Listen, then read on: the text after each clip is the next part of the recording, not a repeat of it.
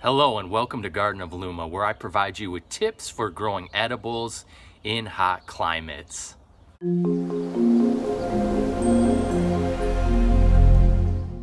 Hello everybody, Joe here with Garden of Luma. If you guys are new to this channel, please subscribe to stay updated on the latest videos. I do a new video every Wednesday and Saturday. In today's video, I'm gonna show you guys my Barbados cherry tree or Acerola tree. Talk a little bit about how to care for that tree. I grew up in northern Michigan in a city known as the cherry capital of the world. So naturally, I wanted to grow cherries when I moved out here to the desert in the Phoenix, Arizona area. I'm in growing zone 9B.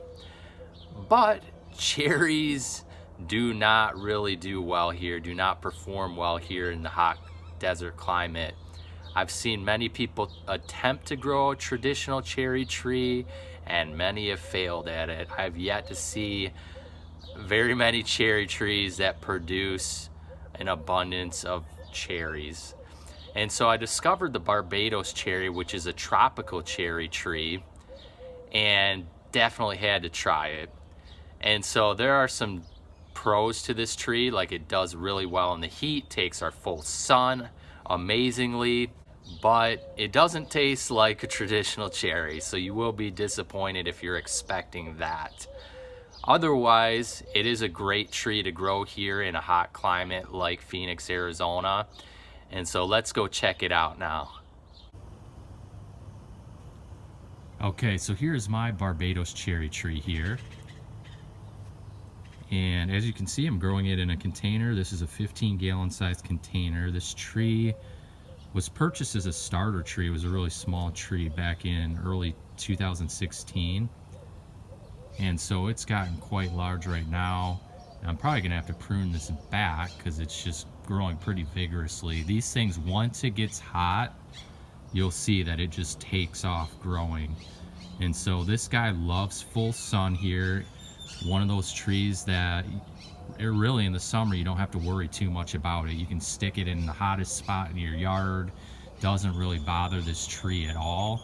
It actually thrives in the heat here, and so it doesn't really do a whole lot as far as growing until we get hot, till it starts getting really warm at night. And so I grow this in a container here. These trees grow really well in a container. They adapt well to a container. They don't have, you know, a huge extensive root system, and they will produce quite well in a container for you. And so the reason why I'm growing this one in a container is just one, I didn't really have a great spot for it in the yard, and then another, it is cold sensitive. And so the larger trees like this size now, I'm debating maybe trying to put it in the ground. When they're large like this, they can take a little bit more of our cold. But I had another young tree a couple years ago when I first moved into this house here that I put in the ground, and it died due to a cold snap that we had. So they are cold sensitive, especially when young. Like I said, when they're a little older, they can handle more of the cold. Yeah, I also had a larger tree at my previous residence that took more cold, so I didn't have to protect it or anything. So they can handle it as long as they're established. And so this tree cycles through bloom throughout the hot months. Most of your production though is going to be in spring and fall. You will periodically get some fruit throughout the summer. Right now my tree currently isn't fruiting, and the birds absolutely love this fruit. So that's one thing you're gonna have to do, is protect this from the birds. So the fruit are cherry-like in appearance. You want to eat them for maximum sweetness when they're like a dark maroon color. Otherwise, they're going to be quite tart. These Barbados cherries have like one of the highest ratings for vitamin C, highest amounts of vitamin C out of any fruit. So as you can imagine, they can be quite tart, but really healthy. And that is one of the reasons why I grow this, is for the health benefits. I'm not a huge fan of the taste of the fruit. I know some people are. I'm not really one of them. My kids like them, They tend to like any like berry type fruit or really small fruit like that, but I'm not a huge fan of the taste. I grow it more for the health benefits.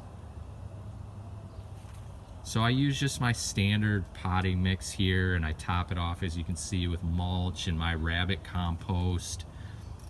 You want a really good draining soil here, something like a cactus mix. And I feed this thing fish emulsion as well as liquid seaweed throughout the year.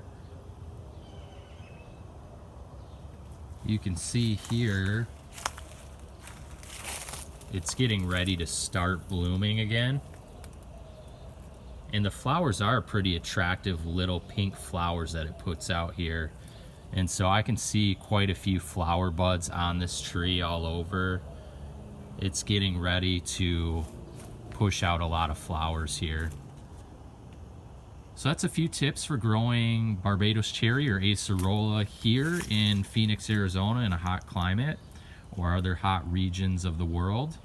Check me out at gardenofluma.com for more tips on gardening and growing fruit trees, especially in hot climates. Thanks for watching.